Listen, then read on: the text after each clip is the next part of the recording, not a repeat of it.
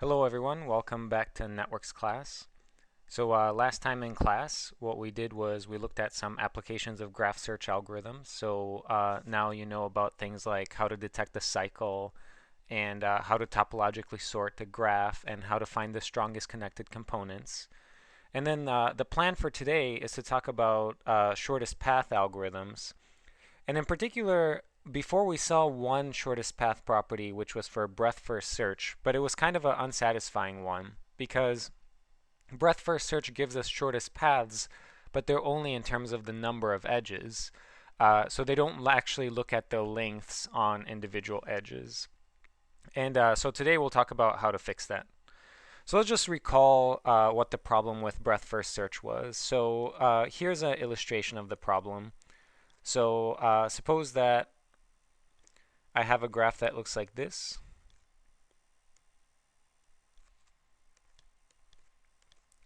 So if you run breadth first search starting at S, it'll tell you that the shortest path to W is this straight line, just directly the single edge from S to W.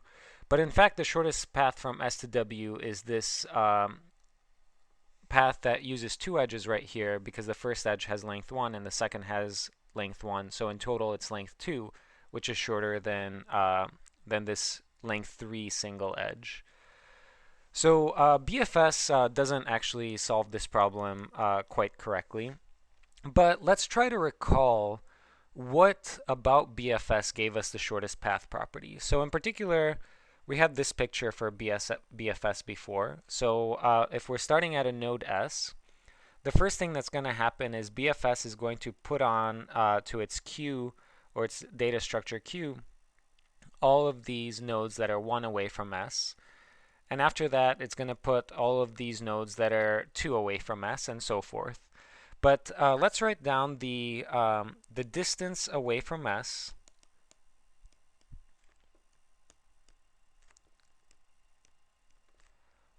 of nodes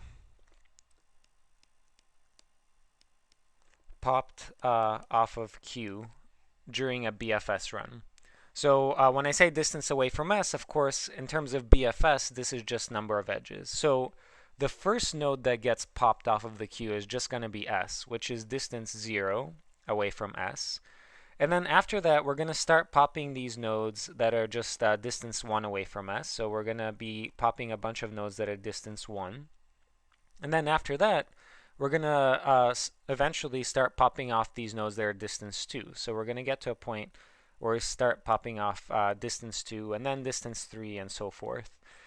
And really, this is the property that gave us the shortest path property of BFS. It's the fact that when we start popping off things of distance 2, we've already popped off everything of distance 1.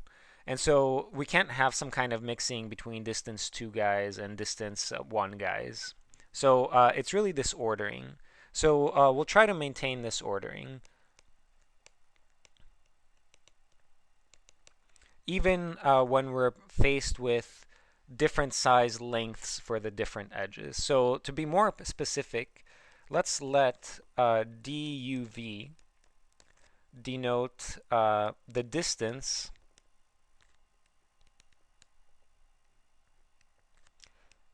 from U to V. So that's the shortest path from U to V is DUV. That's the distance from U to V. And then the property that we want to maintain is that when a node U is turned black, so the words turned black are just a synonym for popped off of the queue. So when a node U is turned black, all nodes V such that the distance from S to V is less than the distance from S to U, all of these nodes that are closer to S than U are already turned black. So that's the basic property that we'll try to keep as we're running this new algorithm that we're trying to create. So let's take a look at an example that's going to help us create this algorithm. So here's an example graph. So we'll have a node 0, a node 1, a node 2, 3, 4, and 5. And we're going to have some edges over here. But now with each of these edges, we're going to associate a different length. So this edge is going to have length 4, this one length 6, this one length 1, length 1, length 1. This one here will have length 3, length 3, length 7, and length 2. So this is the graph. And let's say that somebody says that we're going to start at node 0. So somebody drops us at node 0, and we want to find the shortest path from 0 to every other node. Now the very first thing, if we were just running BFS, what would happen is we would be at 0, and we would just see these two edges. So we'd see that this one is of distance 4, and it goes to 2, and this one has distance 6, and it goes to 1. So the first thing that's going to happen is in the queue, so we're going to turn 0 gray, but then we're going to turn it black after we add on its white successors. So these are the white successors of 0 that we're adding on. So it's going to be 1 and 2. But when we add them onto the queue, they're kind of a different distance away from 0. So 2 was a distance 4 away from 0, and 1 was a distance 6 away from 0. And if we're trying to maintain this property, that we're processing nodes in order of their distance. So we have to make sure that we're processing the lower distance nodes first. Then, in terms of deciding what node to look at next, it tells us that we have to look at this node 2, because that's the one that's a smaller distance away from S than the 1. Okay, so let's take a look at what happens when we see node 2. So this is the information that we would have already seen. So we already saw this 6. We already saw this 4. And then when we're taking a look at node 2, we're going to see a new edge here that leads to node 4 of distance 3. A new edge here that's distance 1 that leads to node 3. And a new edge right here of distance 1 that leads to this node that we've seen before. So this edge of distance 3 is leading to some new node that we haven't seen before. So we better add that onto our data structure. So 1's still here. We haven't explored it yet. And now there's this new node 4 that we've just seen. And we want to associate some number with it. So the number that we're going to associate with 4 is its distance away from S. So the distance away from S is however long it took us to get to 2 plus this 3. So that's this 4 plus this 3. So we're going to associate a label of 7 with node 4. So similarly, when we add node 3 into our data structure, we're going to add node 3 with a label that's equal to whatever the distance to 2 was, which was this 4, plus the distance of this edge, which is 1. So it's going to have a distance of 5, or a label of 5 associated with it. So that took care of this edge, and it took care of this edge in terms of incorporating their information. But this edge right here is also giving me some information. So in particular, right now, if we look at this edge, it's telling us that I can get to 1 with a distance of 5. So that's because this 4 plus this 1 is giving me a 5. But previously, I thought that I could get to 1 only with a distance of 6. So this new edge here is giving me some new information that I can do better than the 6. I can actually go down to 5. And so I have to lower this label that's associated with the 1. And so I think this, just the beginnings of this basic example give us the basics of this shortest path algorithm. So in particular, we have to maintain this data structure now, where on it there's nodes, but the nodes have these numbers associated with them, because we want to process the lowest numbered node first to maintain this distance property. So we need some kind of data structure that makes finding the minimum numbered node very quickly. And so the data structure to do that is called a priority queue. So all a priority queue does is it associates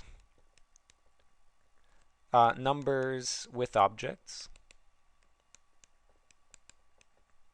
which is exactly what we want to do here. We want to associate this number with this node 4. And it gives us the following properties. So you can find the minimum in O of 1 time. So what I mean by find min is just give me the object with the lowest number associated with it. So that's this property. If I had a lot of nodes here with a lot of numbers, find this minimum. So I can do that very quickly. It can delete the minimum entry. So that's an O of log n time, where n here is the number of entries in the priority queue.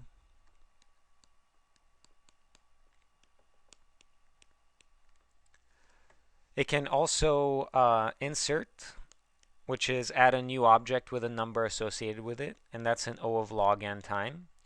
And it can also decrease key, and that's also O of log n time. So what I mean by decrease key is just take the number associated with one object and make it smaller.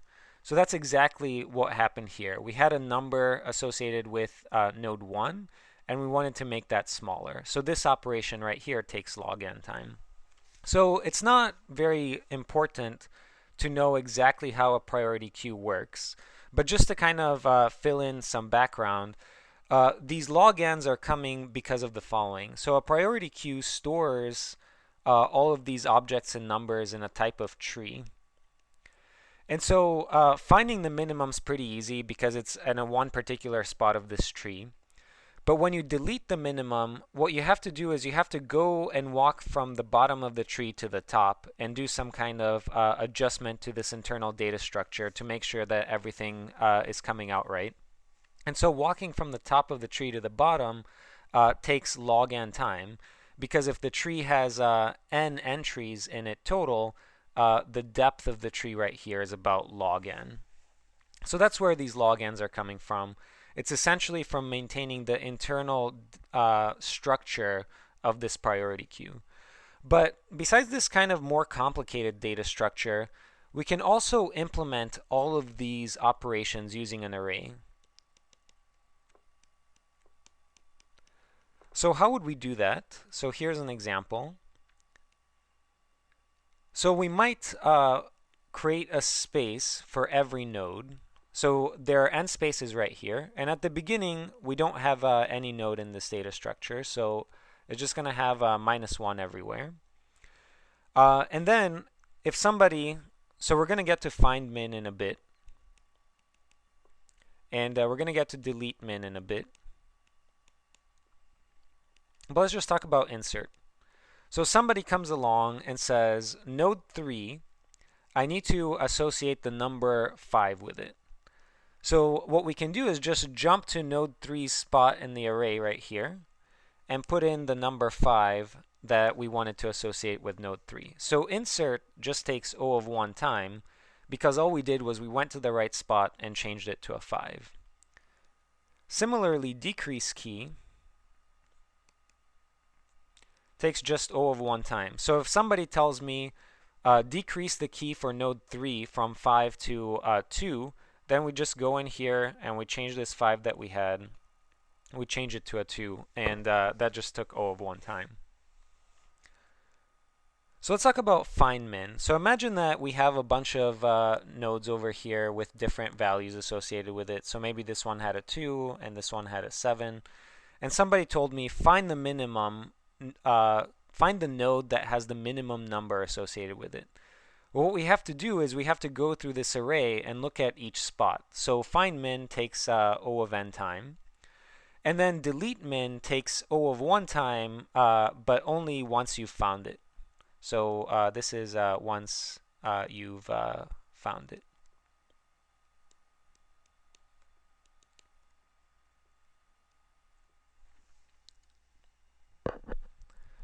So similar to using a priority queue, we could have just used an array to do the exact same things. And what it did was it basically moved the work around. So here, the work is mostly on delete, min, insert, and decrease key.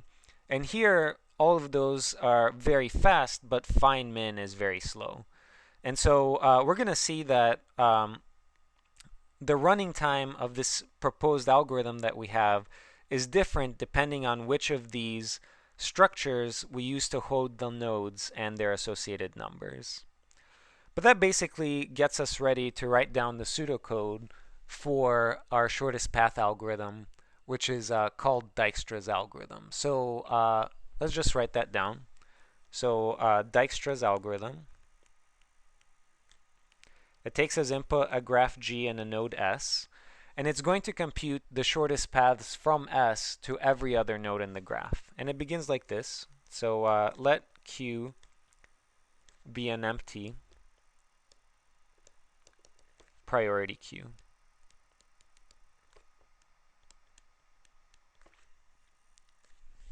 Then we're going to initialize all nodes to white.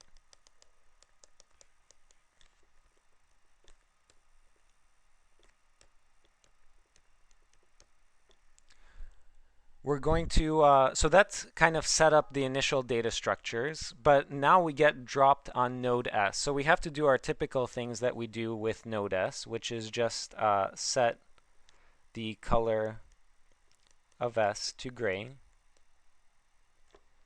We have to set the search parent of S to none. And the next thing that we usually do is we push S onto Q. But when we push S onto Q now, we have to associate a number with it. So to do that, we're going to introduce these d tildes. So what one of these d tildes means is you can think of this as our guess for the distance to this node. So just to write this down on the side here, so d tilde from S to question mark is the guess on the distance to question mark. So right now we're guessing that the distance from S to S is 0. And of course it is 0, and you'll see that very soon we're going to fix that. So the next step here is to push onto this queue S along with its label. So we're associating this 0 along with the node S. And now that takes us to the main loop of this algorithm, which just looks like this. So while Q is not empty, what we're going to do is just let U equal Q dot pop min. So what I mean by pop min is first find it and then delete it. So we're taking this minimum element that's currently in the queue, and as soon as we remove it off the queue, what we're going to do is we're going to fix its distance. So this line, what it's saying is what used to be a guess for the distance to U, now right here it's set in stone. So at this point we've computed the exact distance to U, and we're no longer going to be changing our guess. So this could change the d tildes, but the d without a tilde, that's just fixed. So now that we've popped this node, we have to look at the edges that are coming out of it. So we have a loop here. So for each edge uv. So right here we're looking at successors of u.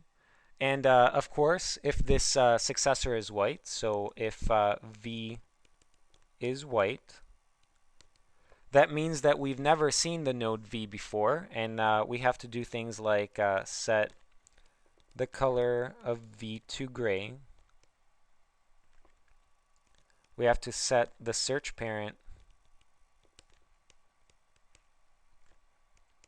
of v to u. And then we have to figure out what kind of distance label to give to v before we can push it onto the queue. So the distance label that we're going to give to v is going to be just whatever distance we had from S to U plus the length of this edge from U to V. So let me explain this a bit more carefully. So what I mean by here in terms of a picture is this. So S is somewhere back here, and U is the node that we just popped off. It's right there. And there might be some long path from S to U. But from U, we're just seeing a single straight edge to V. So this single edge right here has a distance CUV. But this long, possibly windy path, this path has distance DSU. And so the new information that we're getting from V is that we think it's currently a distance, whatever it took us to get from S to U, which is this DSU, plus this CUV, which is the length of the current edge we're looking at. So that's how we got the right-hand side here. So that's the new information that we're getting for node V. Okay, so we have this distance label, and the next thing we can do is just push V onto the queue with its distance label. Okay, so that's great. We've taken care of white successors, but there's another type of successor that we have to worry about, and that comes out of this example here when we looked at this edge from 2 to 1. So this edge from 2 to 1 made us update the label of something. And that node was already on the queue. So what's going on here is that we also have to look at gray successors. So if V is gray, only sometimes might we have to update its label. So we're only going to update its label if the new information we're getting is better than the old information. So we're only going to update this label if V is gray and the distance label from S to V currently is bigger than the distance from S to U plus this single edge CUV that we're looking at. And you can remember this picture. So S, some long path to U, and then a single edge over to V.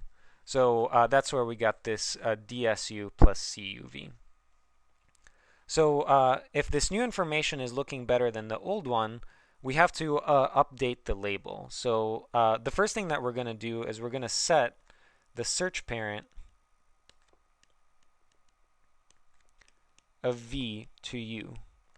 And that's because we now have a new, better path of V than whatever its old path was.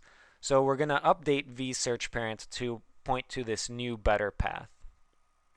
And after we set the search parent of V to U, we have to update its label. So here it is. The label is now set equal to the new better value.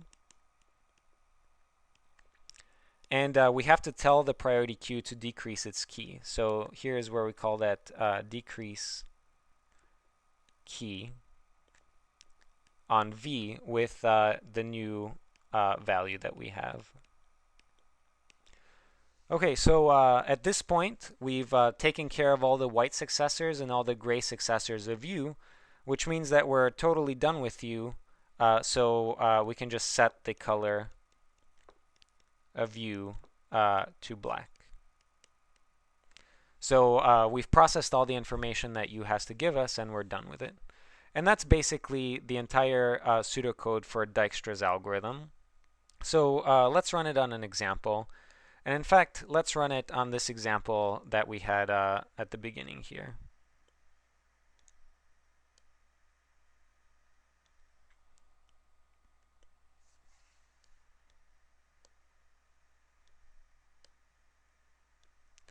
So this was the graph that we looked at before, and our start node is going to be S. And originally, of course, everything is white. And the things that we have to maintain is, of course, a search parent.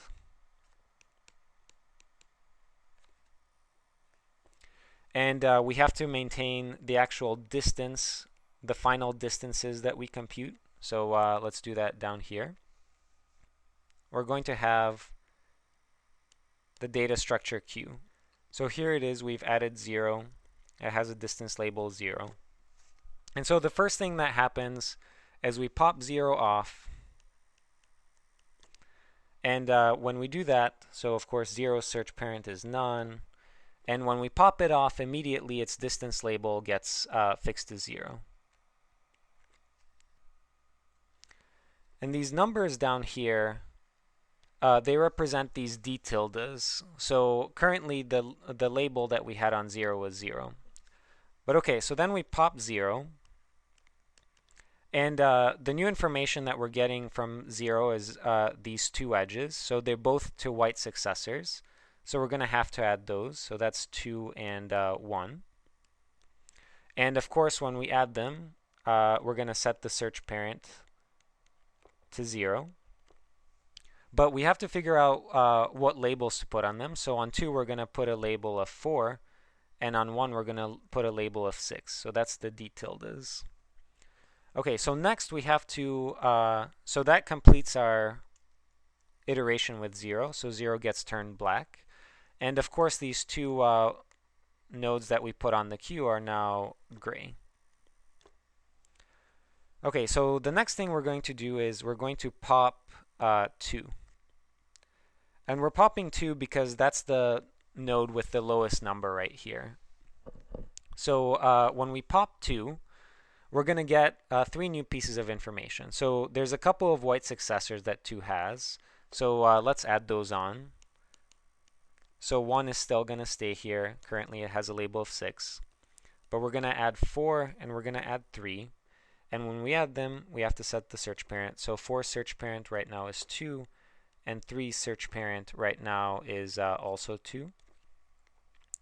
And so when we add 4, we have to figure out what label to give it. Now, the label that we give 4 should be whatever distance we had to 2 plus this edge length. Now, the distance that we had to 2 actually got fixed as soon as we popped 2. So when we popped 2, its distance got fixed to 4. So when we try to figure out what label to give to node 4 right here, it's actually this 4 plus this 3, which gives us 7. So then we have to figure out what label to put on node 3, which is going to be this 1 plus this 4, which is going to give us a 5. So that completed our so that didn't complete our processing of node 2 because we've only looked at these two edges, but we also have a gray successor right here. So of course, when we add these two white successors, they turn gray. But now we have a gray successor right here. And the new information that we're getting for this gray successor is this 1 plus this 4. So it's looking like 5. And the old information that we had was 6. So 5 is better, which means we have to update this 6 to a 5. And whenever we update that, we have to also update one search parent to now point to the new node, which is 2. Which is where we are seeing this edge from. So that updated 5's search parent. Okay, so let's think about, so that completes node 2. So node 2 we can turn to black. So the next step is to figure out what node to process next. So we have a choice here. It could either be the 3 or the 1. So let's just process the 3 first. How about that? So let's pop 3. And as soon as we pop 3, we fix its distance to whatever its d tilde was here, which was 5.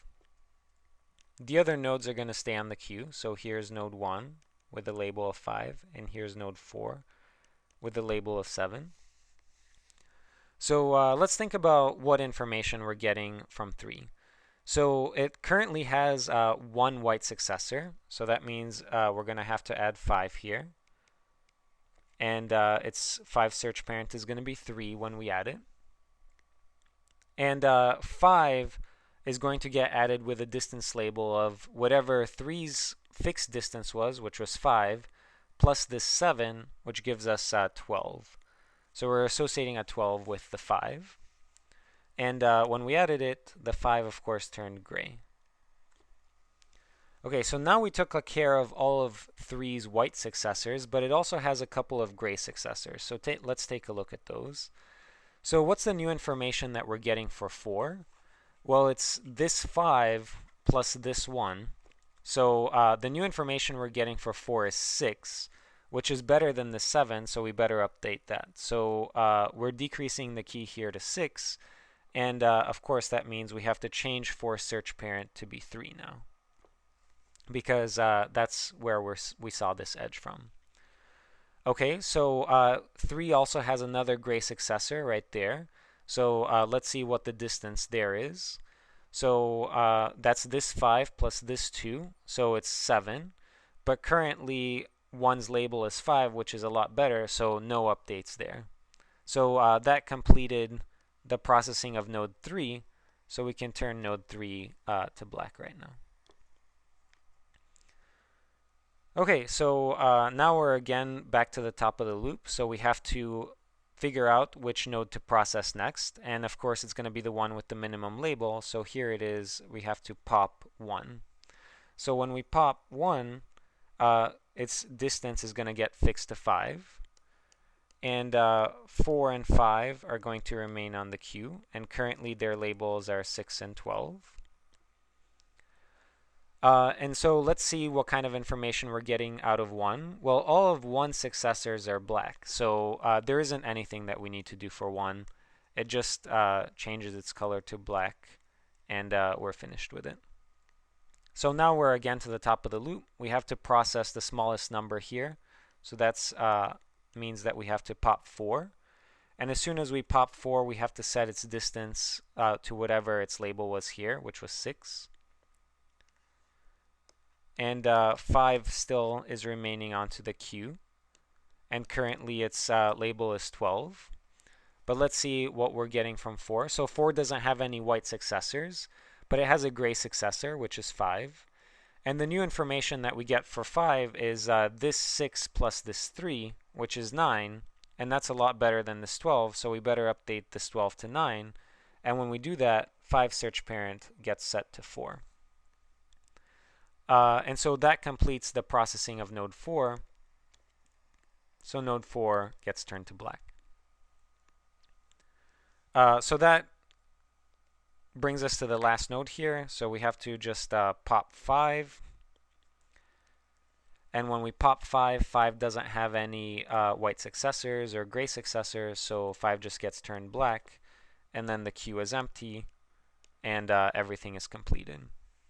So let's see what kind of results Dijkstra's algorithm gave us. So the first thing to notice is that we wanted to maintain this property that we're processing the nodes in order of their distance away from S. And that's exactly what you can see as you look down these distance labels. So first we processed 0, which was 0 away, then 2, which was 4 away, then 3, which was 5 away, then 1, which was 5 away, and then 4, which was 6 away, and finally, when we popped 5, it was 9 away. So all of these are exactly increasing. So we're maintaining that property that we were trying to maintain at the beginning of class. So let's write down the search tree that this algorithm is giving us. So let's see how this looks. So here's node 0, 2, 1, 3, 4, and 5. So 5 search parent is 4. 4 search parent is 3. So I'm just reading this from here. So 4 search parent is 3. So 1's search parent is 2. 3's search parent is 2. And then 2's search parent is 0. So this search tree right here is giving us the shortest paths in the original graph. So let's just double check this. So it's saying that the distance to 5 is 9, and that this is the path that's going to give you that. I drew this one edge incorrectly. So it's actually the search parent of 4 is 3, so it should be going this way. So this tree says that the path from 0 to 5 should be this one, and it should have length 9. So let's see if that's the case. So we get this 4 plus 1 is 5, plus 1 is 6, plus 3 is 9. So we're exactly getting the 9 that we said.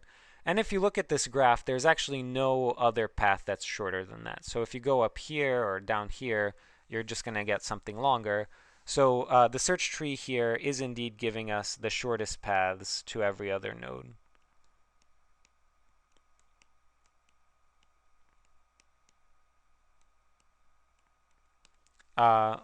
From S, of course, to every other node. So the shortest path to 1 is this one, the shortest path to 2 is that one, to 3 is that one, and so forth.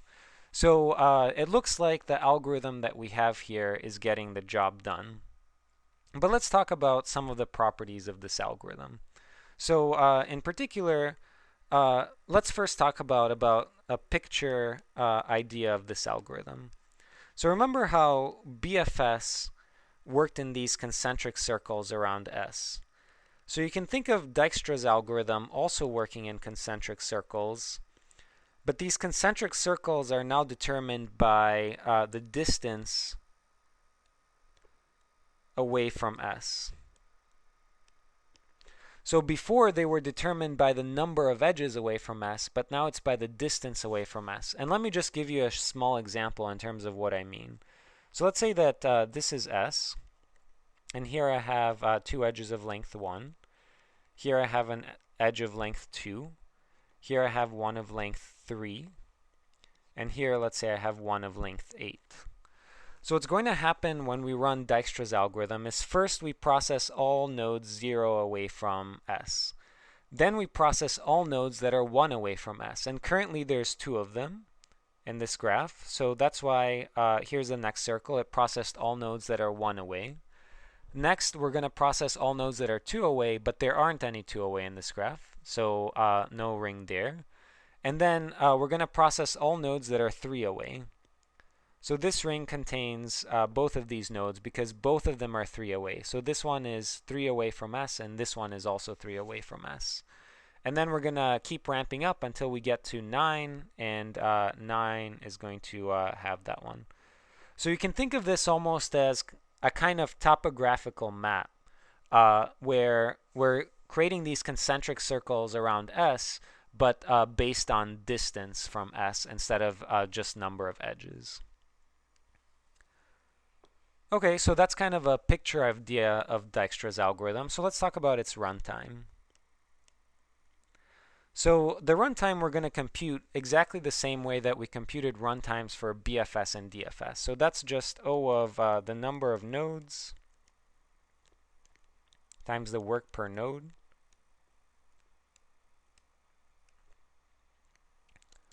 plus the number of edges times the work per edge. So what kind of work are we doing for each of the nodes? Well, for each node, we're certainly going to have to set its colors. We have to set its search parent. We have to find the node successors. But very importantly, what we also have to do with every node is push and pop it off the queue.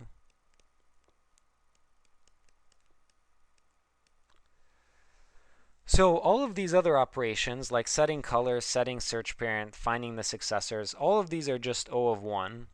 But pushing and popping off of the queue is a function of our priority queue. So there is where we're getting that O of log n work, because inserting a new element into a priority queue takes log n time, and deleting the minimum takes O of log n time. So there's some work associated with this. So what about the work per edge? So still we're going to look at the node on the other side.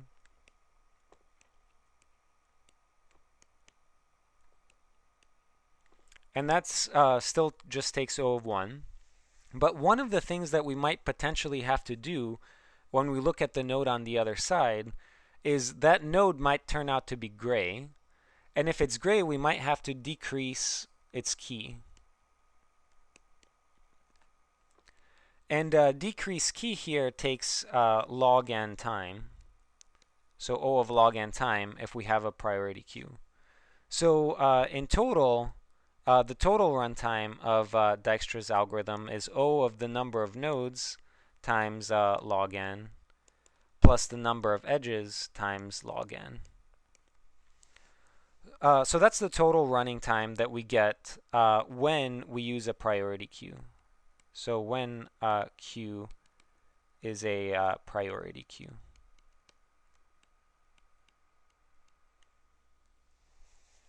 But remember at the beginning here of lecture, we talked about how there's a different way of implementing all of these operations. So we could have implemented it as an array.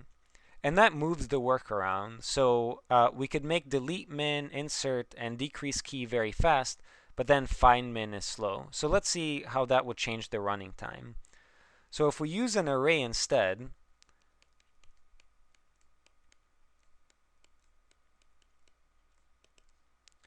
then it's still going to be O of the number of nodes times the work per node. But let's try to calculate the work per node. So all of this stuff up here is O of 1. But what about pushing and popping the node off of the queue?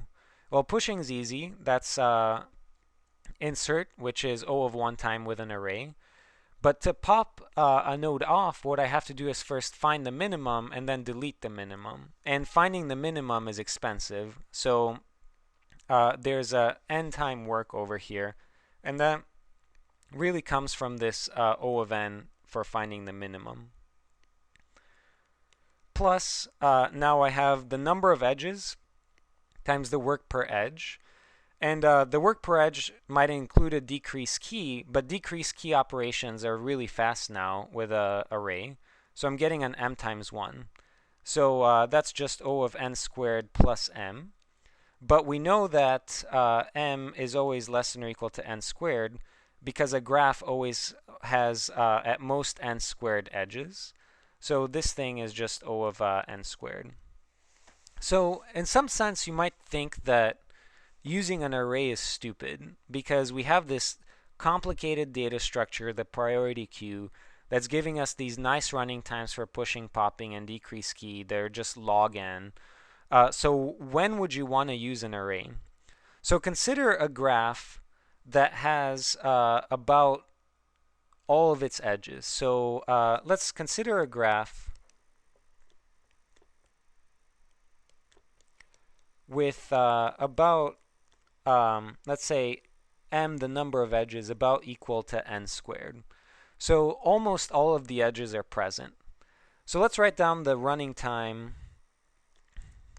of Dijkstra's with a priority queue. So runtime Dijkstra with a priority queue. So that's this. So n log n plus m log n. So O of n log n plus m log n. But we know that m is about n squared, so this is O of n log n plus n squared log n. And n squared log n is bigger, so this smaller term drops away, so it's just O of n squared log n. So let's write down the runtime with an array. So with an array, it was just O of n squared, pretty much regardless, because with an array, we just had this O of n squared. So which one of these is looking better right now? So n squared log n is bigger than n squared. So actually, an array is looking very well when the graph has lots of edges. So basically, the lesson to learn here is that if the graph has lots of edges,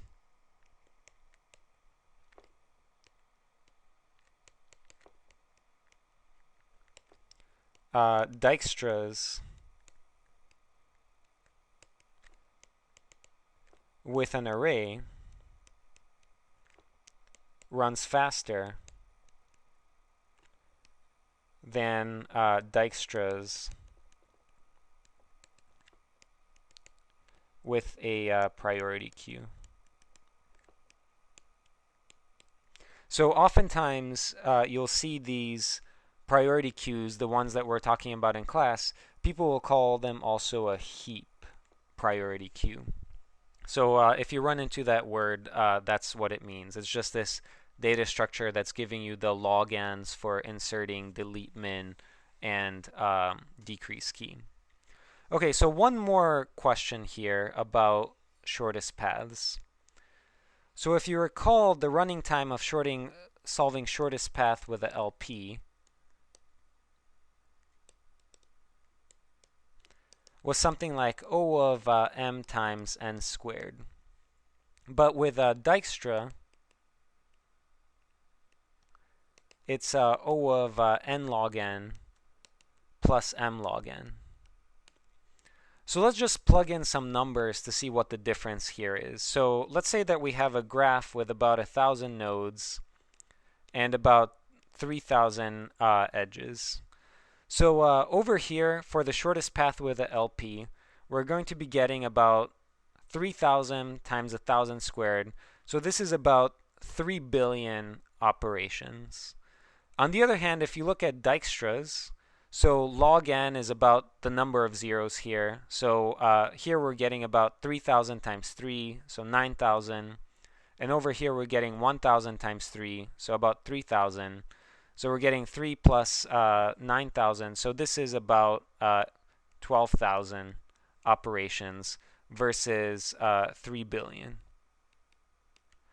And really, this is why Dijkstra's algorithm is very, very important. Basically, every time that you want to solve a shortest path algorithm, almost nobody uses a linear program. And that's because it's literally thousands of times faster. In fact, hundreds of thousands of times faster to solve it with Dijkstra's algorithm than one of these more general purpose linear programming algorithms. Okay, so that takes us to the end of class for today. Thanks a lot for listening, and I'll see you all next time.